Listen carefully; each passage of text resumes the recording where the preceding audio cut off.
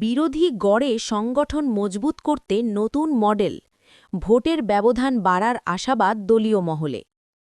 পূর্ব মেদিনীপুরের কাঁথি সাংগঠনিক জেলায় আসন্ন ২০২৬ বিধানসভা নির্বাচনকে সামনে রেখে এক অভিনব কৌশল গ্রহণ করল তৃণমূল কংগ্রেস। দীর্ঘদিন ধরে বিরোধীদের প্রভাববলয়ে থাকা এই অঞ্চলে সংগঠনকে আরও শক্তিশালী করতে চালু হল ট্যাটু মডেল।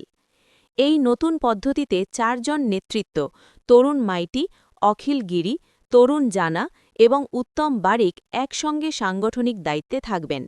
তাদের সম্মিলিত নেতৃত্বেই কাঁথি সাংগঠনিক জেলার অধীন ৮টি বিধানসভা কেন্দ্রে নির্বাচনী লড়াই পরিচালিত হবে। দলীয় সূত্রে জানা গিয়েছে, এই মডেল মূলত মমতা বন্দ্যোপাধ্যায়ের মা মাটি মানুষ দর্শন এবং অভিষেক বন্দ্যোপাধ্যায়ের সংগঠনগত পরিকল্পনার সমন্বয়। কাঁথি পৌরসভার কাউন্সিলর নিত্যানন্দ মাইতি বলেন, নতুন এই টিম অত্যন্ত পরিকল্পিতভাবে গড়া হয়েছে। আমরা আশাবাদী এই যৌথ নেতৃত্ব সংগঠনকে আরও শক্তিশালী করবে এবং ভোটের ব্যবধান বাড়াবে।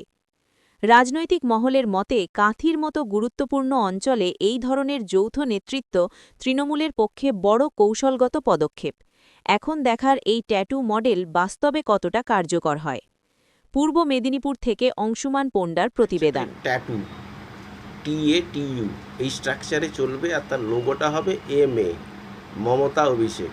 ঠিক আছে, ট্যাটু হচ্ছে তরুণ মাইতি, অখিলগিরি, তরুণ জানা, উত্তম বাড়ি। এই ট্যাটুতে কাঁথি পরিচালিত হচ্ছে। সংগ্রাম এমন জায়গায় দাঁড়াবে, একত্রিত শক্তি, যে নেতৃত্বরা এখন তৃণমূল কংগ্রেসের প্রার্থী হয়েছে, তারাই একসময় ফ্যামিলিটাকে এগিয়ে নিয়েছিল, তুলে ধরেছিল, তারাই এখন একত্রিত হয়েছে। কে রুখবে? তারপরে আমাদের নেত্রীর যে পরিচালনা, যে চিন্তাধারা আছে, ছোট্ট একটা দেখুন না, এটা অবাক হয়েছে যে কত নিচু স্তরের মানুষের জন্য আমাদের নেত্রী চিন্তা করে।